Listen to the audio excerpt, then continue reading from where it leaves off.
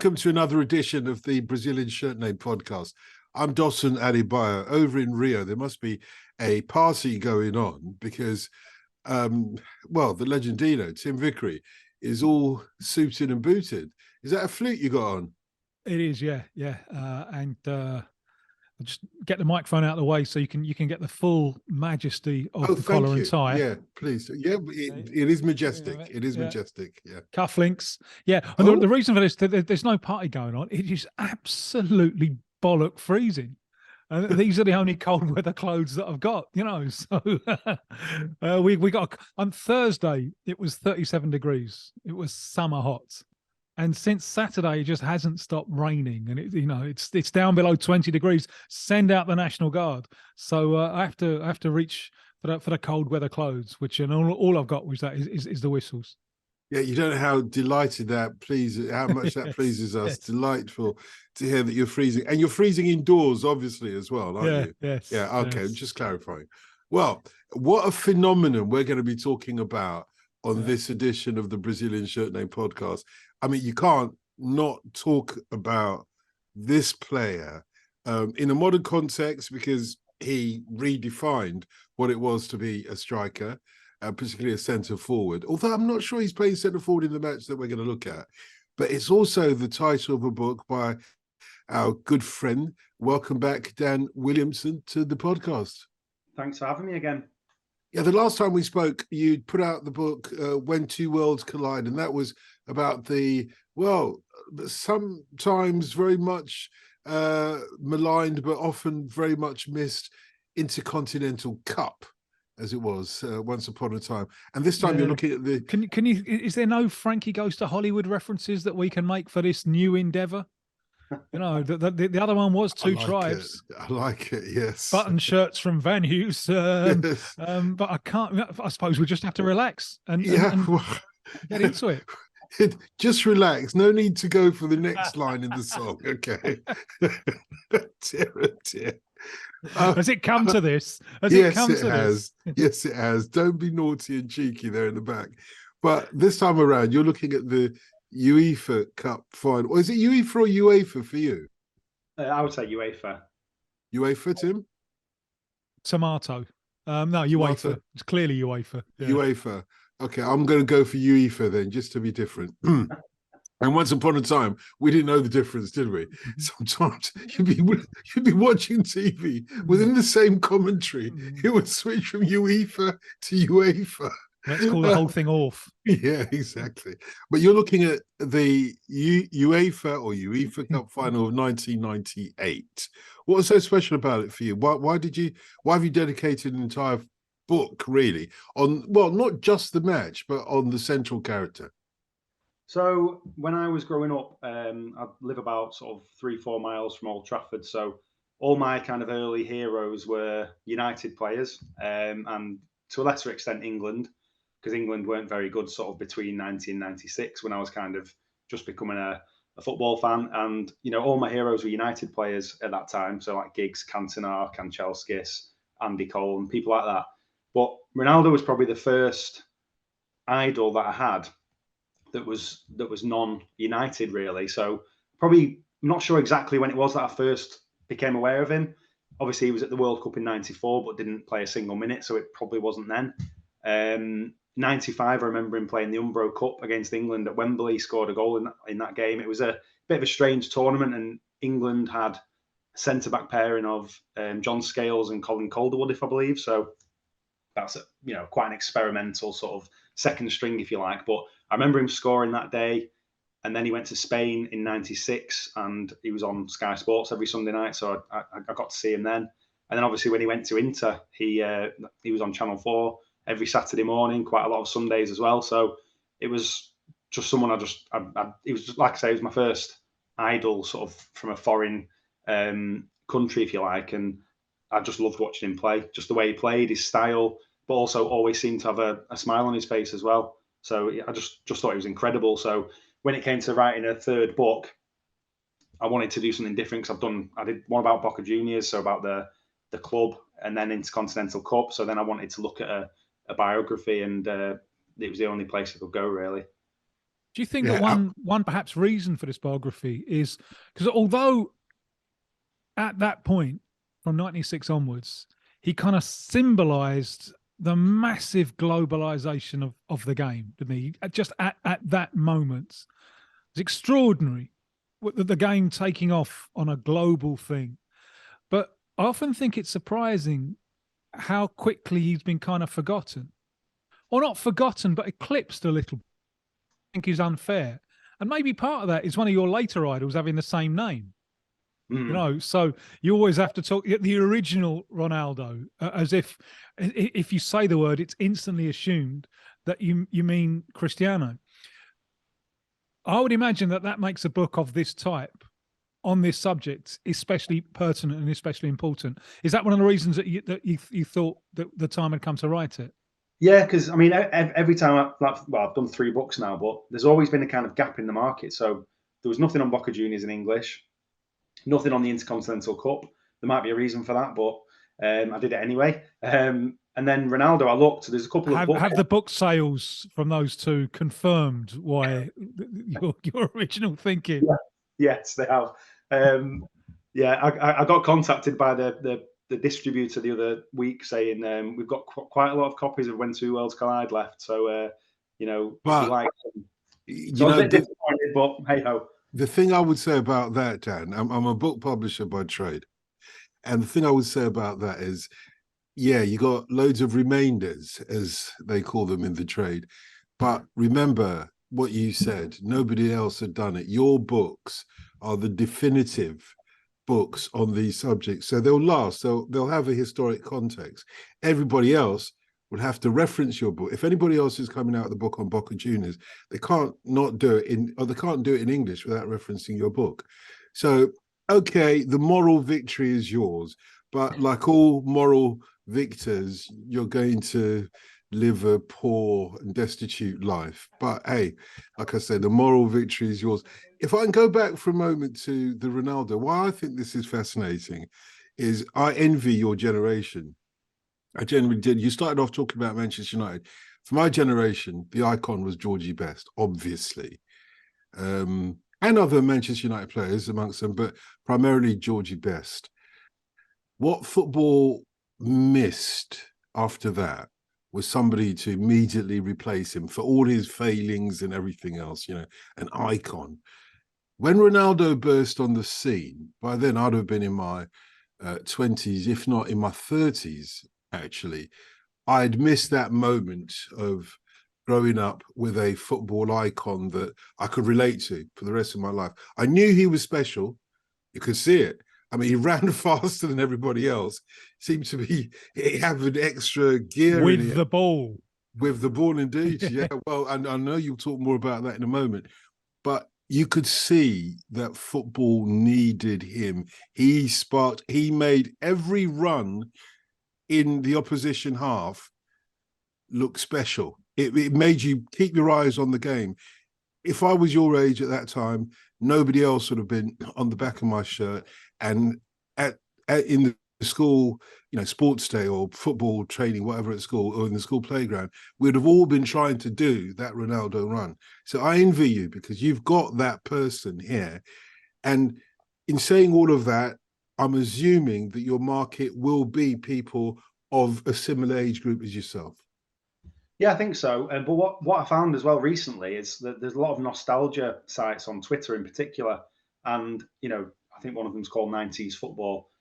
And it's constantly tweeting out Ronaldo content. And obviously that's then being seen and shared by, I mean, if you look on YouTube, considering Ronaldo was around, his peak was probably before the YouTube era.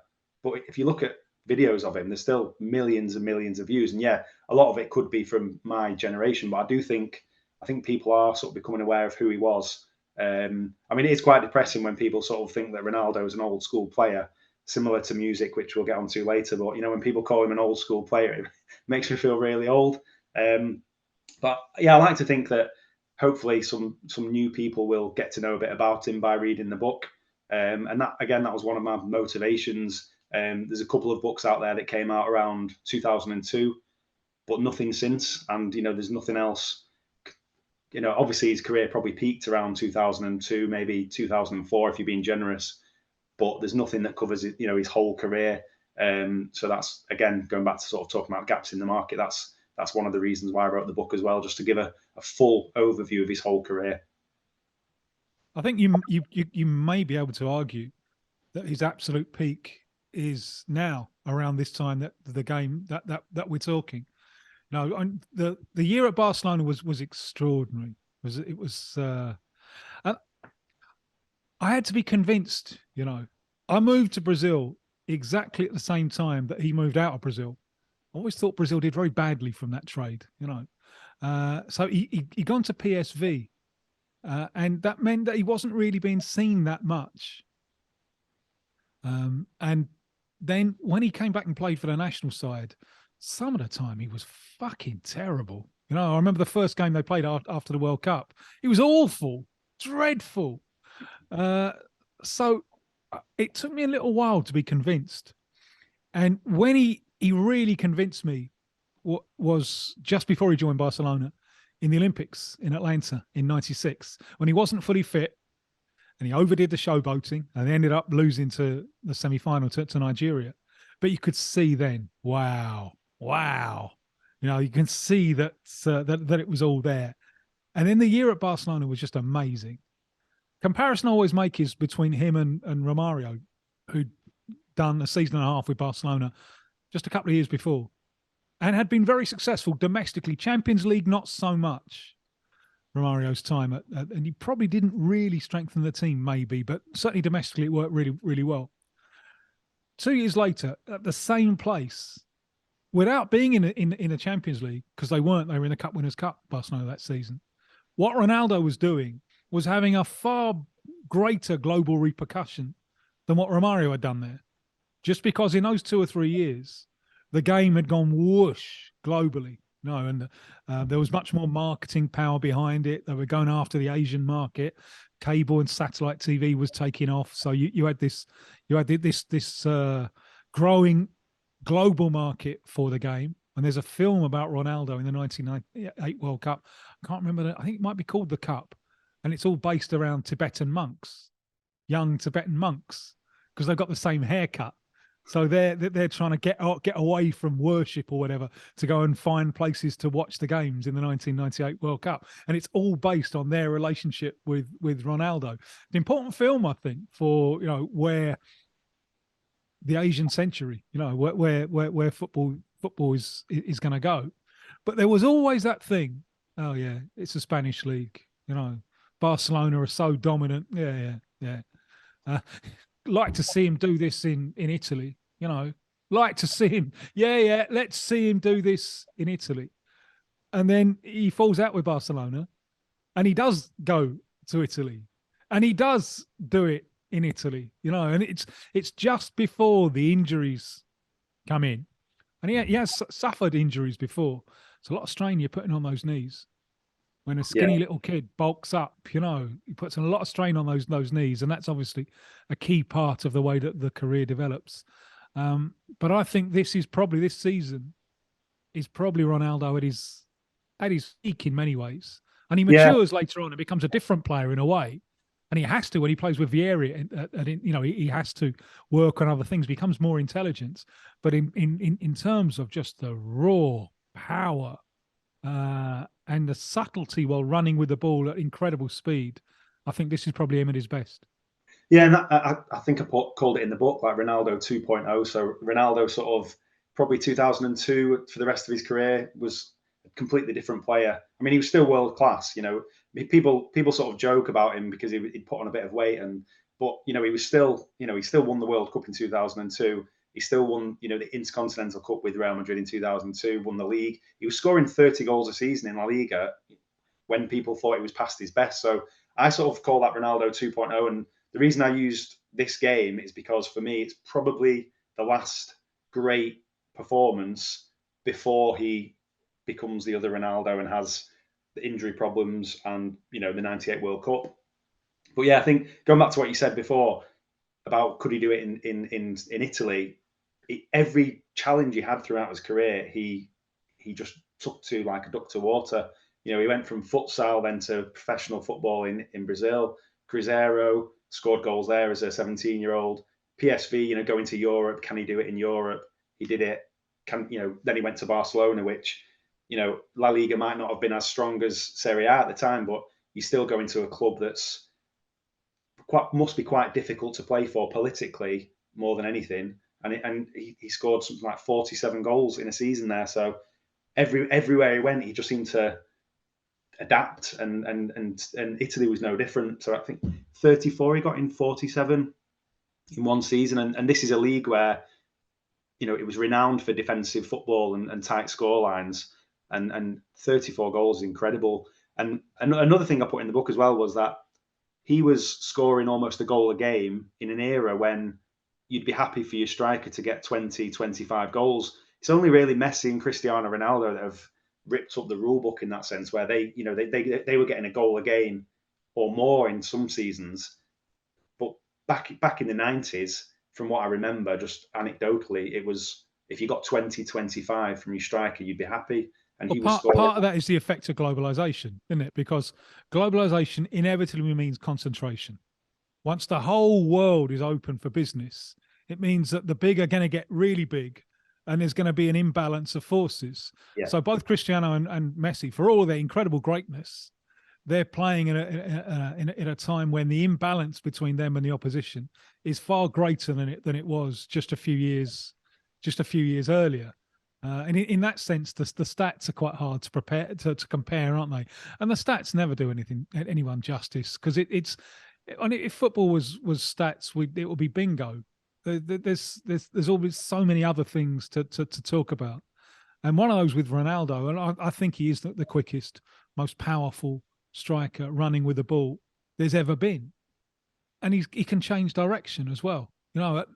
And as he bears down on goal, he's just so calm, decelerates, head stays still. Such a wonderful one-on-one finisher. I mean, the goal that he scores in this game, when it's done and dusted, to be honest. But the goal he scores in this game is one-on-one with the keeper. Keepers love those situations because they control them. You know, it's the keeper who's kind of forcing the striker to go one way.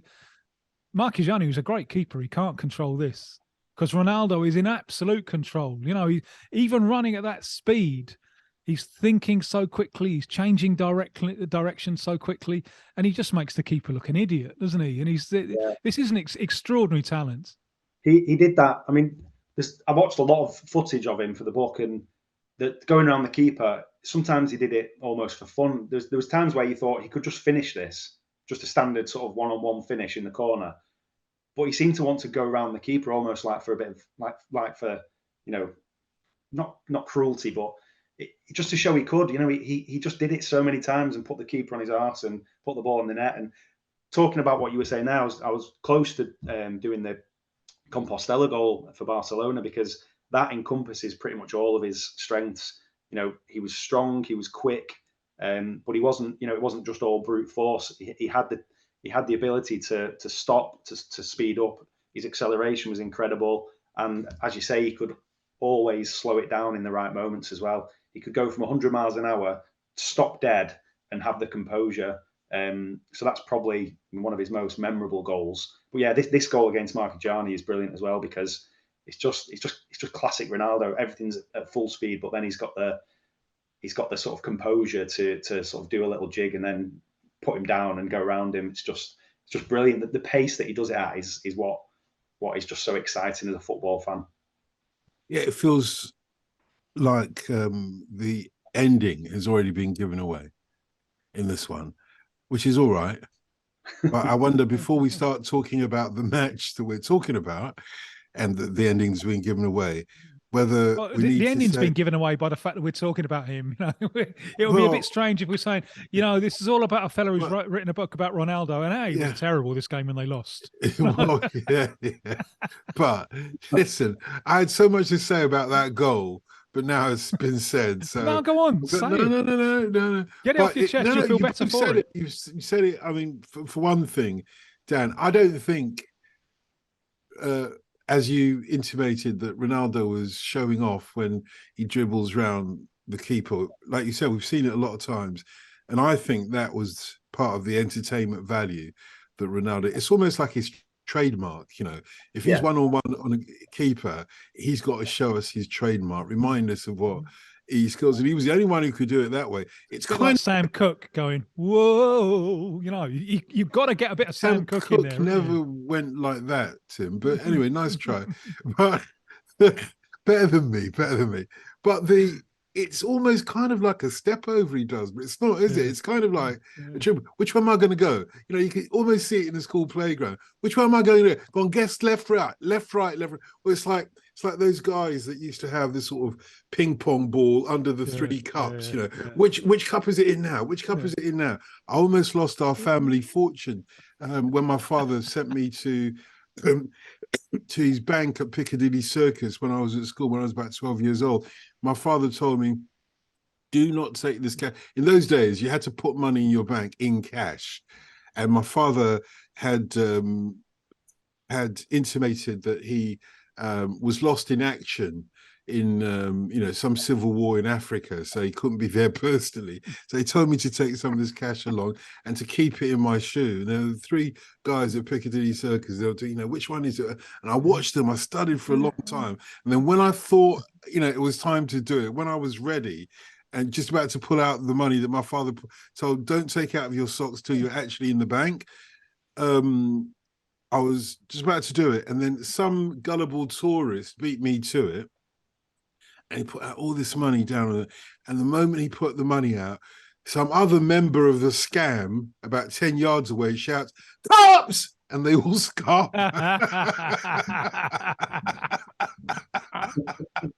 That's a true story. And that was the day I started believing in God. Anyway, let's go back to Ronaldo. Put it in the book. Put it in the book, mate. Should we begin or end by talking about what happens subsequently? Because the first thing I thought about when I knew that you were in a book on Ronaldo from 1998 was the World Cup final. That was the moment that people remember about Ronaldo and what happens then. You start your book off like that in the introduction. You do start off talking about that. Should we start off talking about that? Does it add something to the conversation about the match itself, or should we do it as a postscript? I think, it does really in a way, because like I say, this was almost like the last great performance and the great occasion before the 98 World Cup. I'd have the semi-final there. I think he's unbelievable in the semi-final against Holland. He was. But I think, as you say, Don, the World Cup is, everyone thinks of the final, really. And I didn't want to talk about that game as the main subject, just because I found it quite depressing, really. I remember watching it as how old I must have been, just 15 then, and loving Ronaldo like I did. I was absolutely heartbroken that night, and it was just such a strange night. I remember watching the build-up probably on BBC, and no one knew what was going on. And I think subsequently, even watching stuff back now, I think it's still quite heartbreaking, really, to see him like he was. It was like a shadow of his former self. So I didn't really want to sort of go too much into that as the main topic, just because I think it's better to celebrate him at his absolute peak, which I think he was at this time. And then obviously after the 98 World Cup, you've got 4 injury hit years really into the first season after the World Cup, he's okay, but he still suffers quite a few injuries. And then he has the 2 really big injuries after that. And then there's the 2002 World Cup. So I wanted to focus on him at his absolute physical peak, which is why I chose this game.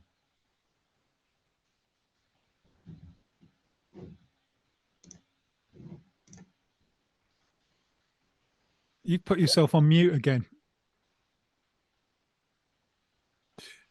Having said that, though, Tim, Ronaldo at the World Cup final is him suffering an injury, but a mental injury, if you like. And I know you've got some background information that we talked about before about what happened on that day. Why I think it's significant is that at this point where he is at his footballing heights, pinnacle of his footballing ability in this game that we're talking about, but we didn't know. We didn't know that. In a way, it's almost kind of like we've never seen the side of him that we're going to see in a couple of months' time, and it almost feels, on reflection, like it's not that he's hiding something, but something has been masked. An injury has been masked, or a potential injury, mental injury, is being masked at this point, because there's no evidence that this person at the top of his game could suffer from any kind of mental affliction. Well, it's the one place you don't expect him to suffer a mental affliction on the football field. Now, I remember seeing a documentary about Benny Goodman, the great jazz musician, and it was quite chaotic off stage. And people saying, "Well, doesn't he get nervous when he got?" No, that's the one place where he's in control. It's the one place where he can do it. And the Ronaldo story is a little bit like that as well. And he was a goofy kid, a little bit perhaps traumatized by his lack of success with women when he's a very, very young boy. And the football field is where he's in control of everything. No, it's his place. It's his stage. It's where he knows how good he is. And in that, I always find him such a sweet kid. That lovely kind of shy smile that he's got. But there's a real steel in there as well. And it was amazing to see that break down. I think physical problems are a part of it as well. And he'd already gone through knee problems just before he joined Barcelona. And he's struggling through that World Cup. And they're not very good, actually, Brazil, 98. They're really not very good. And they're trying to do something which has never been done, ever before. Now, a couple of sides have won 2 consecutive World Cups. No one has ever won a World Cup. No one has ever defended the World Cup title outside your own continent. So it's never been done before. No, Italy won 2, both in Europe in the 30s, and Brazil won 58 in Sweden and then 62 in Chile. So to win 2 consecutively with the second one in Europe, never been done. So the degree of difficulty is immense. And against every European team in that World Cup, even Scotland, they're really struggling. And they lose to Norway. Could have lost to Denmark. That really went to the wire. And Holland really should have put them away. And it's I think it's a great performance from him that gets Brazil, and some bad finishing from the Dutch. So he knows he's carrying a damaged knee. They're pumping him full of stuff, and he knows that it's all on him. They're not going to win without him. Even with whatever it was that happened to him that day, he's by no means the worst Brazilian player on the field. He's not very good, but there's many worse Brazilian players on the field, and they were ready to fall over.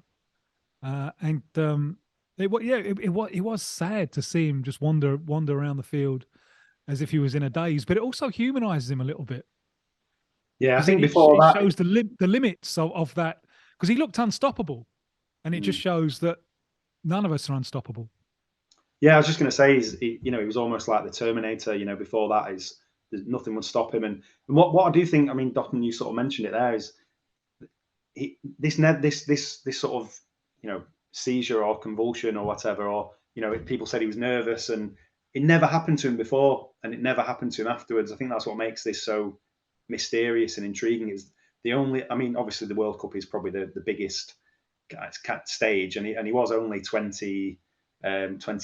He was just a couple of months shy of his 22nd birthday, so still a kid, really. So, but it's strange that it never happened before or since. But yeah, Tim, I mean, you'll probably know more about this than I will, but from a wider Brazilian context. But Romario missing out on the '98 World Cup as well. From what I've read, there was a lot of stuff about that saying that had Romario been there, it might have just taken a little bit of pressure off, but it ended up being all on his shoulders. He was basically the only sort of big name attacking threat that they had. So it was all on him. All the goal threat was through him. Yeah. Bebeto was still there, but he's he's 33 and past his best, I think. Edmundo was a huge name, massive name. He just had a golden season the year before in Brazil, and then gone to Europe, but he never quite transitioned to top level. And the downside of, had Romario been fit, because he was dropped from the squad, had he been fit, the downside is you'd have had to put up with him for a month. Not easy, not easy. And there was Ronaldo with a big smile on his face, but Ronaldo in a live that I did, I think with Christian Vieri, he said not long ago what a son of a bitch Romario was when he first got into the national team, because he just order the kids about. Bring me this, bring me that, bring me that. You put up with that with a month, that can that can undermine team spirit. Well, let's talk about this match then that you want to talk about, Dan. It's the UEFA Cup Final, 6th of May, 1998. Lazio versus Roma, an all-Italy final. And again, thank you for reminding me in your book that at this point, Italy, the Italian Serie A is the top league in the world. So it's not surprising that it's an all-Italian final. And what I said, Lazio versus Roma. It's Lazio versus Inter, isn't it? Yeah. Yeah. Sorry, apologies. So it's Lazio versus Inter. And of course, Ronaldo is playing for Inter. They're in all black, which is, I think, their best shirt for winning competitions in any case. And it is scintillating. I said at the beginning of this, I'm not sure if Ronaldo was playing centre forward. He's wearing the number 10 shirt, and he does do a proper number 10 job, doesn't he? He is all over the place. Man of the match by a country mile, I would say. But do you want to talk us through it? Yeah, so first of all, the number 10, which is, he only wore that for 1 year. So Inter had Umbro for a year before they moved to Nike after the first year. And he wanted number 9, but Zamorano had number 9. And then when they moved to Nike the following year, this is nothing to do with the game, by the way, but I just find it interesting. Baggio moved to Inter, and then there was a real sort of switch around of shirts. So Ronaldo took number 9, Baggio took number 10, and then Zamorano took 18 with a little plus sign in the middle. Don't know if you remember that, to sort of say 1 + 8 = 9, which I just thought was just genius. So yeah, I always forget almost that Ronaldo wore 10 in this season, because it does look a bit out of place, especially when he had the whole R9 branding thing. But yeah, I mean, in terms of his positioning, he was. I mean, I don't think they did heat maps in those days, but if they did, it would probably just cover the whole of the opposition half, because he drops deep, he goes left, he goes right, he goes on the shoulder of the last defender. Must have been absolutely horrendous to mark, because he's just everywhere. But yeah, he's that. What I think as well is that he's almost one of the early, even though he's a great centre forward, he was one of the first sort of modern forwards. If you look at forwards nowadays, where they have 4-3-3s and fluid forwards, playing left, centre, right, it's almost like he's born 20 years too early, because I could imagine him at his peak really fitting in with modern football. So in a way, I think he was almost like the first modern forward. So he wasn't just a left winger or a right winger or a centre forward. He could do any of them. I think if he was around today, he could play in any of those front 3 positions, and he'd do it justice. But he could do anything bar header ball. Yeah. Yeah, well, that's what people say about Messi, don't they? People say Messi can't. Messi's always not. He's not the complete player because he can't head the ball, but he can still do amazing things with his feet. So I'm not bothered about. I'll let him off with that anyway. But yeah, so that's what I find fascinating about him as well. That he plays like a modern player, but in so many ways he was almost like one of the last of the old school. Especially, he didn't really like training. I don't think he was necessarily a big drinker, but his lifestyle probably wasn't what you would call, I think he might well have made up for that one since. Yeah. I think food was probably his biggest vice when he was playing, but he was more like he was more old school, sort of off the field, I think, but on the field he was well ahead of his time, which is why I think he could easily play today, and you can't say that about a lot of players from previous eras. There is something really old school about Inter in this game, because the Inter side they're playing with a sweeper. They're playing with Fresi, who was seen as the coming man, the sweeper of the Italian national team, just at the point when they stopped playing with a sweeper, and sweepers start going out of fashion.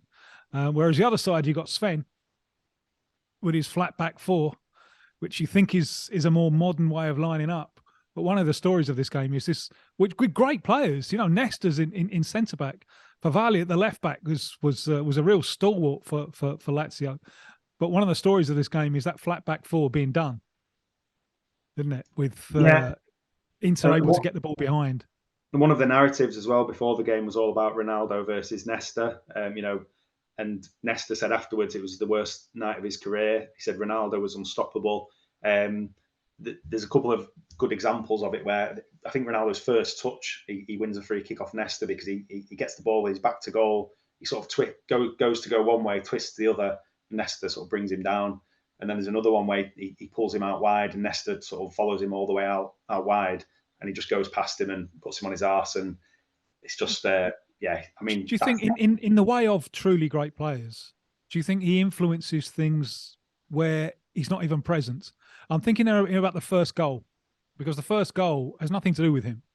It's a long ball from Simeone over the top for Zamorano's first time finish.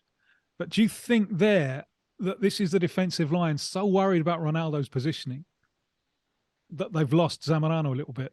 Yeah, absolutely. I think he was just like a one-man. You know, was it Jorge Valdano who said he's not a man, he's a herd? You know, I think he's just so powerful, and like you say, even when he's not on the ball, he must be influencing things. You know, the back line must be constantly thinking, where is he? And you know, that's the beauty of him, moving, dropping deep, pulling people with him, then going closer to goal, moving left and right. And yeah, like you said, that opens up a load of space for Zamorano to go in and score over the top. And that was a big goal for Zamorano as well, because he missed a pen in the previous UEFA Cup Final against Schalke. And, you know, that was quite a big moment for him as well, to sort of exercise those demons, and great finish as well. I was going to say that the UEFA Cup, this final, is the first time, wasn't it, that the final was a one-off rather than a two-legged competition. What difference did that make? In what sense? Well, was there more intensity because this is like... Well, it's a neutral ground, isn't there? So there's obviously a real extra sense of occasion. A few months afterwards, I spoke to the people behind Ronaldo, Alexandre Martins, Ronaldo Pieter, who the kind of financial market guys who were absolutely fundamental to his story. And they spotted him very, very early. And with a long-term kind of financial market thing, they invested in him for the long term, rather than just, if you're an ambulance chasing agent, you got a player and you make the deal and then, you know, short-term profit and then you move on. No, they kind of guided his career for a considerable time. I think without them, it may not have happened. He might have gone off the rails at the wrong time because his parents had split up and so on. I think they were an important influence, I think, Martins and Peter. But I remember Alexandre Martins saying, because of that game, they were present at the game in Paris, saying, I'm so glad he's playing his football in Italy, because the atmosphere in the stadium was fantastic. Great. And even like the Lazio fans, they're getting mauled and they're singing away. And I think this was partly a defense from them about moving him out of Spain, you know? Yeah. And you know, so they were saying, look where he is. He's where he should be. And the atmosphere in this game, two great sides coming together, this proves that we've done the right thing for his career by taking him out of Spain and bringing him to Italy. Yeah, the Spanish press called them the Dalton brothers, which I believe is a sort of Wild West reference. So, yeah, I think they, as you say, would his career have been different without them? Yes. Did they always make the decisions with him, you know, with his interests at heart? That's obviously probably a different debate. But yeah, it was a great atmosphere. Look, you know, before the game, it was so noisy, smoke, you know, from flares. and I think that did add to the sense of occasion. I think as well, the UEFA, you could see this is the peak of the UEFA Cup as well, because after that, I mean, even at this stage, you've got 1 and 2 teams from most countries going into the Champions League, but then after that, it starts to become 3, 4 teams. I mean, look at since this final, in 25 years, Sevilla have won it 7 times, which is just ridiculous. Not taking away anything from their achievement, but they're not a top they are a top club. I'm not explaining myself well here, but when it was the champions in the Champions League or the European Cup, and then 3 or 4 strong teams from each country in the UEFA Cup, I think the strength in depth of the UEFA Cup was just so much better. And this is probably just sort of on the cusp of when it starts to become weaker. But here it's right at its peak. You've got some unbelievable clubs. I mean, even in the first round, Celtic against Liverpool in this season's UEFA Cup. I mean, that's a massive tie. That if that happened now, that would be seen as a huge game. And that was just in the first round. So many good teams in this competition, and that made winning it, I think, even more special. Inter beat Schalke in the quarters, who were sort of their nemesis from the year before, and then they beat Spartak Moscow in the semi. I don't know if you remember that game, but the away leg in Moscow is another one of Ronaldo's most memorable performances for Inter. The pitch was, I mean, it has to be seen to be believed, but the pitch was probably the worst pitch I've seen in professional football in the last 30 or 40 years. And it's so cold that even the home players are wearing gloves, and he's just unbelievable. There's loads of compilations on YouTube of just his touches, and he just absolutely destroys them on a terrible pitch. So yeah, I mean, coming up against Lazio, who were another really strong European side, and Serie A's peak just added to the occasion. I mean, you'd probably normally prefer to see 2 teams from different countries playing each other, but when it's 2 top teams, it just adds to the occasion. Your experience of this, because on generational terms, I think it's so different from ours, because when we grew up, me and Dotun grew up, there was only English football, bar the World Cup, or like the final of the European Cup, and that was all there was. And then after Italia 90, you started to get the Serie A on Channel 4. And that was nice to have an extra, but it was kind of bolt on, it was an extra thing. But for your generation, you're growing up with that being entirely natural, aren't you? So you're growing up all that little bit cosmopolitanized already. Yeah, I mean, I remember my Saturday morning routine, because my dad played football sort of at a decent amateur level. So on Saturday afternoon, I'd be off with him at his football. But Saturday morning was always 10 o'clock, I think it was Gazzetta. And then at one point, Soccer AM came along. So I would watch an hour of Soccer AM, then I'd watch Gazzetta, and then I'd go back to watch the last hour of Soccer AM before going out with my dad to the football. But yeah, that was completely normal when Gazzetta was on. And Sunday afternoon, the games, that was less exciting because the games weren't always the most interesting to watch. But that hour on a Saturday morning where you could see, I mean, it's just iconic now with James Richardson with his, the big pink newspaper in a square somewhere, drinking a coffee and just watching the best players, really, because it was the best league. It was the best where the best players were. So to see like Batistuta and players like that scoring goals every week, and then Ronaldo when he went there, it was just something exotic. It was just something a bit more exciting. English football was obviously changing a little bit towards the end of the 90s, but it was, to see the actual top quality and get a window into that was brilliant. Did you have a team that you followed? Not really. I mean, when Ronaldo went there, I bought the Inter shirt. That was my team. But before that, I just wanted to see the best players. I liked all the big names like Batistuta and Del Piero and people like that. But it was just a general thing, really, just to see the best players. Yeah, and Ronaldo, like we've said, best player in this match, best player arguably of his generation, or at least in this season in Italy. We've talked about what happens subsequently. What about what happens for his time at Inter? Because Inter didn't win the Scudetto that season, did they? What was his next season subsequently like, and how did that unfold after the World Cup?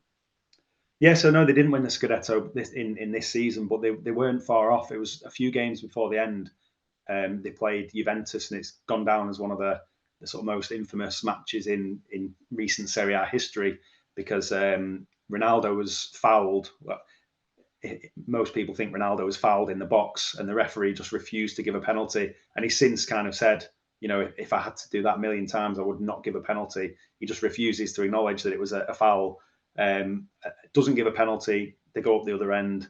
They get a penalty. They don't score the penalty, but they end up winning the game, Juventus, and there's a massive big scandal afterwards. And obviously, years later, Juve are embroiled in the Calciopoli scandal. So that they came really close then, but they never won the Scudetto with Ronaldo in the team. And the following season, he was still the top scorer, but they didn't win the league, and he had quite a few injury problems that season as well. And revolving door of managers. And then after that, he had the two injuries that sort of, you know, defined his time at Inter, really, that sort of second part of his Inter career, if you like, after the World Cup. The first one was November 99, and then he tried to come back in April 2000, and within 6 minutes of coming on, he collapses again. And just like the 98 World Cup final, it's quite painful to watch. It's, you know, and you can see by the reaction of the people on both teams that, you know, even the opposition, everyone is sort of heartbroken by that moment. And, you know, that's what makes it so great that in 2002 he could come back. You know, he wasn't the same player, but he was still amazing. And I think that's why it's an unbelievable redemption story that I don't think gets enough credit. Really, I think that story should be bigger. But a lot of that story is Brazil getting their hands on him. I met Brazil's physical preparation coach just after that World Cup, and he was saying if we'd left him at Inter Milan, he never would have played the World Cup. We had a look at what they were doing with him, and it was wrong. Our physical preparation is much, much better than theirs. Let us have him.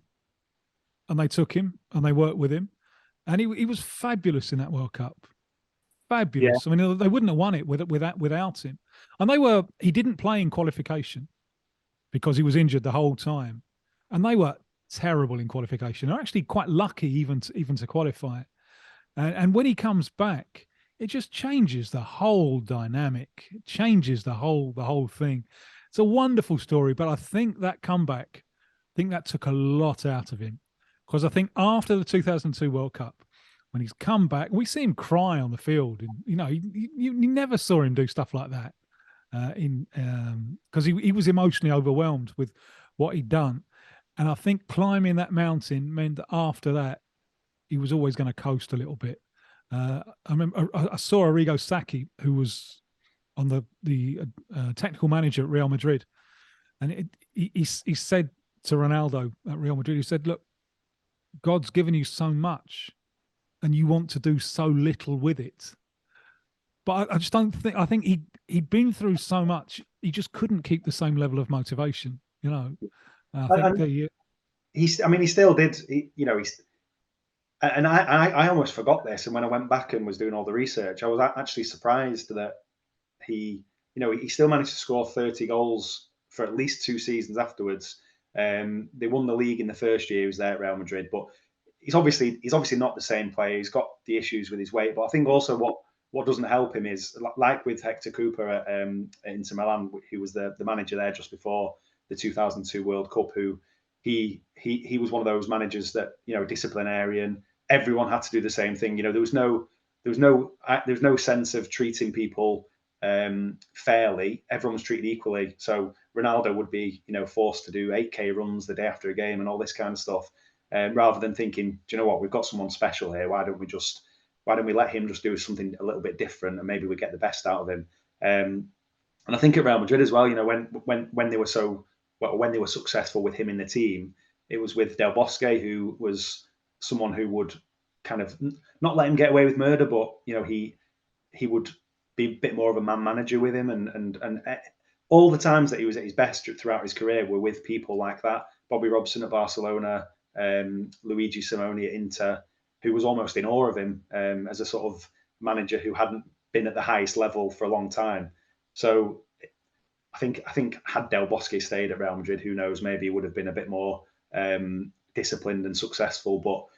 But yeah, I think. But then after that, you know, the last couple of years at Real Madrid, and then Capello comes in again, another another sort of disciplinarian who doesn't really give any slack to anybody, and that was kind of the end of it, really. That was the end of his career. He went to Milan for a bit, but that's why I said before, probably 2003, 2004 is almost like the end of his second peak, if you like. Were you there the night at Old Trafford when he scored the hat trick and got applauded off? No, I was. So from about 98-ish, I was a match going fan because I was old enough to go on my own, all the way up until 2005 when I stopped going. But for the massive games, it was just so difficult to get tickets. It's funny because I remember every summer I used to write to the club with a list of the games that I'd been to, and I'd say, "Can I have a season ticket?" And they always used to write a letter back saying, no, with the mythical waiting list. No, you can't have a season ticket. And then the funny thing was, when I decided to stop going in 2005 because of the Glazer takeover, every summer I'd get a letter offering me a season ticket.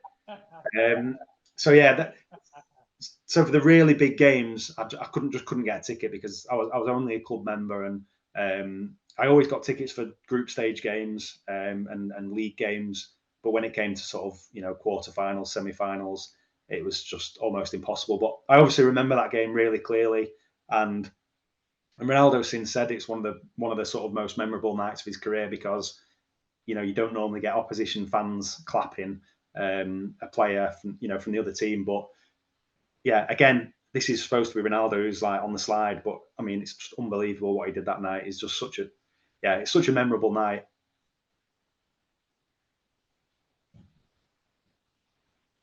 Yeah, you're gonna have to take yourself off mute.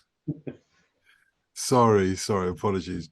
Yeah, 6th of May, 1998, the UEFA Cup Final between Lazio and Inter. Arguably, Ronaldo's the original Ronaldo. Yes, we have to prefix it, Tim. I'm speaking to the youngers, obviously.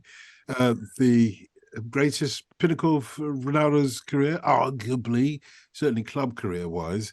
Let's talk about the musical soundtrack of this match, because you're 15 years old, mate. And by the way, the book that references the match is Phenomenon, The Incredible Career of Brazil's Ronaldo, written by our guest, Dan Williamson, or Daniel Williamson is on the book. It's your full name on the book, isn't it?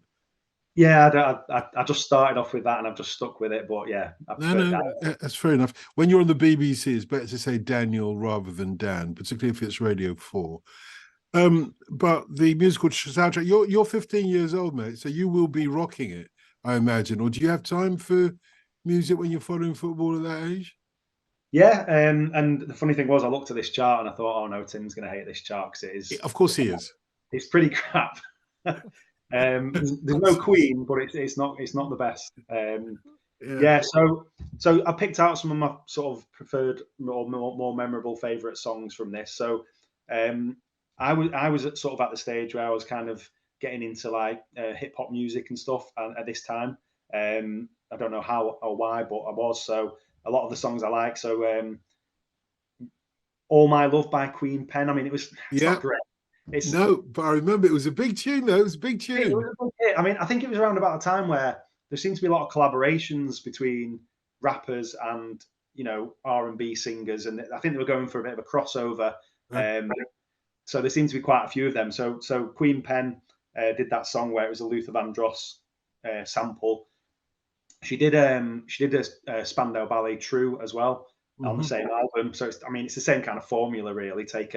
Take a song from the sort of 80s and sample it and put a rap over it. But look, quite good. I don't want to sound like a Spanish Football Federation president or anything like that, but she did look good. And there weren't a lot of women in hip hop at the time. And there's one other queen, Latifah. She's no Queen Latifah, Queen Pen, but she was like a pop kind of thingy for hip hop. It was, for me, this was kind of like when you've got Salt and Pepper doing some hip hop, you expect it to be hip hop pop, and that.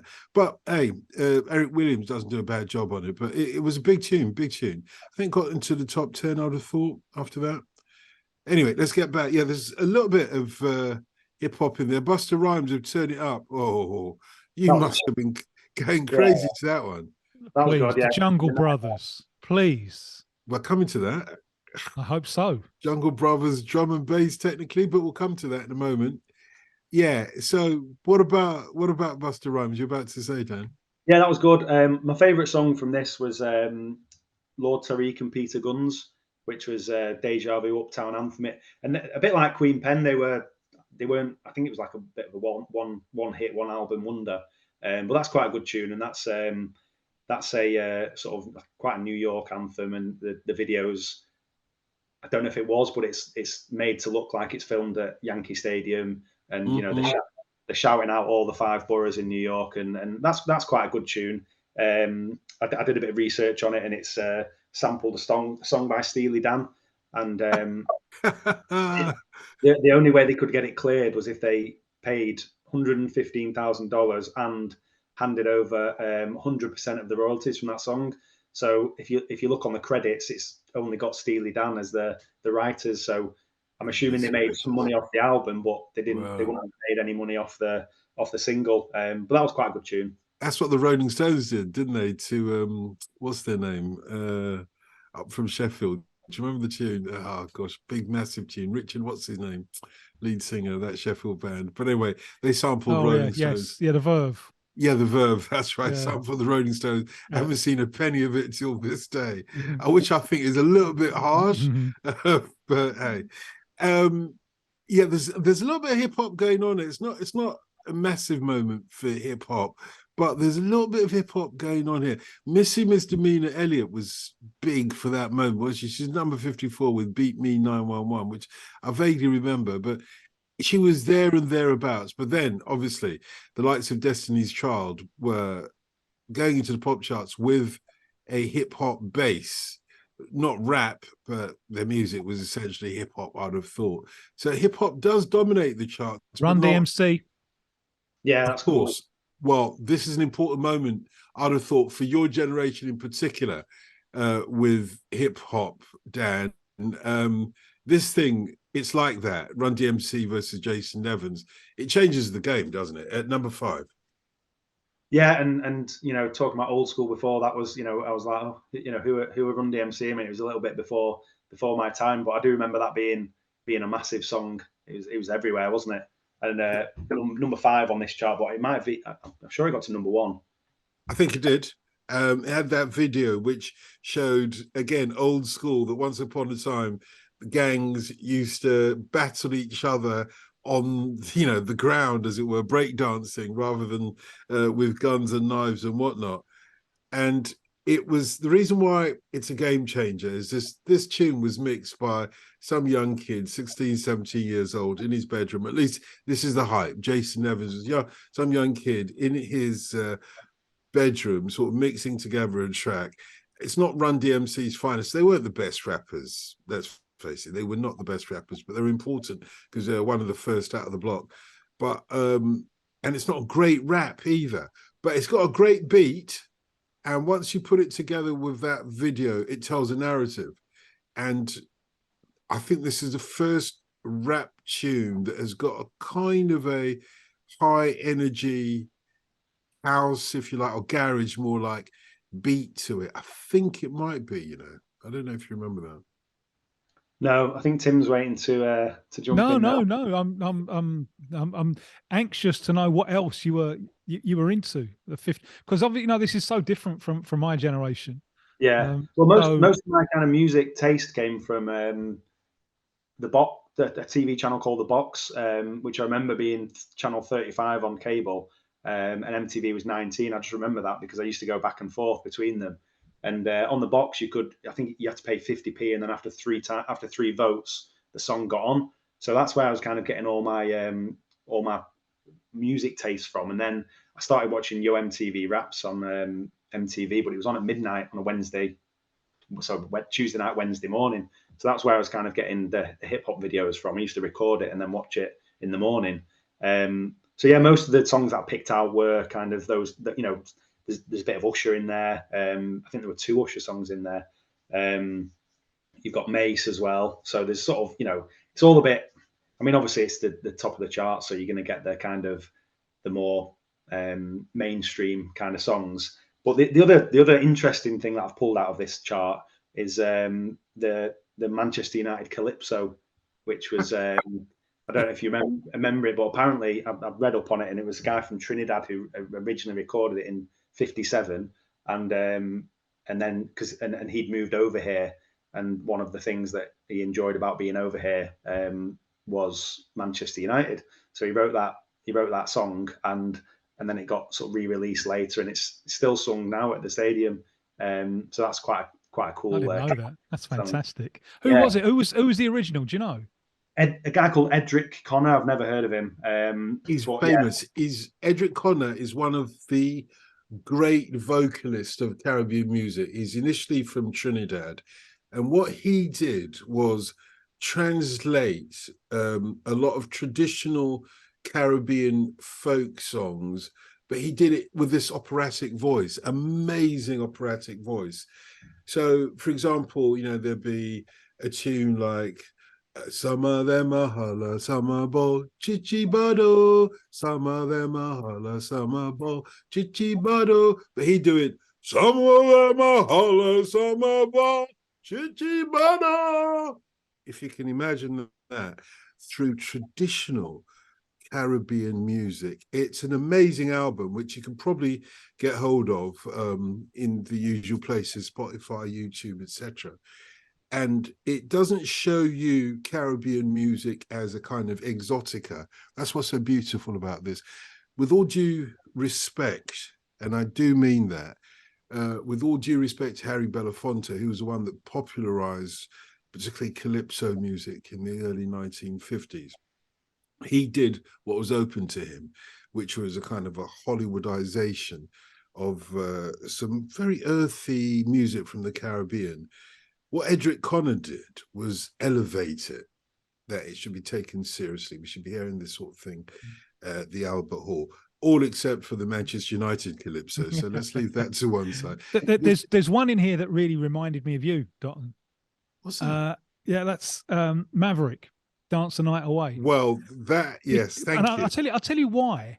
This only really occurred to me when I was listening to it the other day, that this is a country and western group. And or Tex-Mex, yeah, Tex-Mex, and they've gone quite Mex with this. Yeah. And the result is kind of early rock and roll. And that's something that had never really occurred to me, because I'd only ever thought about rock and roll being a kind of whiteized version of R&B, with the exception perhaps of the Everly Brothers, who are coming from a country and western. But they're coming from a similar place. They're coming from a similar place. But making it more pop. Yeah. And this is kind of Richie Valens territory. And so that kind of crossover, that country and western Tex-Mex Latin thing, it was only listening to this that made me think, that's a key stream going into the river of rock and roll. It's funny how your musical influences dominate your thinking, because that's the first thing I thought about when I first heard this. And it is one of my favorite tunes, actually, Dance the Night Away. It's number 8. Similar kind of thing, by the way, Mighty Boss Stones at number 32, of the impression that I get. Both of them also use a good slice of ska music. They're not a million miles away from a lot of ska stuff. And that makes you realize, because when all this music comes together, because you went for Richie Valens as the prototype, if you like, of Mavericks, I would go for Buddy Holly, because this is what he was doing, without the horns. The Mavericks have thrown in some horns, and you're right, gone a little bit more Mex than Buddy Holly would have. But Buddy Holly was right at the cusp. And when people talk of Tex-Mex breaking through, you have to at some point include Buddy Holly into it. But what really got me in this charts, it reminded me of the breakthrough of Asian popular music. Corner Shop, who had been at number 1 with amazing track, actually, and still gets rinsed out nowadays, Brimful of Asher, about one of the two legendary sisters of Bollywood singing, Asha Bhosle. They're at number 58. Above them is at number 57, Asian Dub Foundation of a track called Buzzing. I don't know if you remember Asian Dub Foundation, Dan. They were quite underground. It came out with this wicked track because remember I said we're going to go back to the Jungle Brothers in a second? They came out with this wicked track, which is a drum and bass track, which is basically, for me, speeded up reggae dub, speeded up. That's drum and bass for me. And as I think you could exemplify with the most successful of all the drum and bass tracks, I think it would be fair to say would be this is an age thing, but it would be Incredible. Do you remember? Oh, Incredible. What is it? Gosh, I can see him now. I'll remember the name in just a second or two. But the Asian Dub Foundation, they had these young kids, out of Birmingham or wherever they were. I can't remember where they were. So I did interview them. And they would say, no. Reggae music is actually, it started in India about 1,000 years ago. That's where it's from. They had all this sort of narrative. With the General Levy is what I was thinking about. Incredible. Biggest drum and bass track. Still performs it all over the place today. Turns it into something of a symphony as well. But Asian Dub Foundation were the first real underground Asian group to break through into the charts. I can't think of any others. You go back to the days of Sheila Chandra and Monsoon, etc. They weren't really. This Asian Dub Foundation are the equivalent of indie music in the charts. When it breaks through hardcore, it's a surprise to everybody because you weren't expecting it, and they did that, but they couldn't replicate it. So they had Buzzing is still.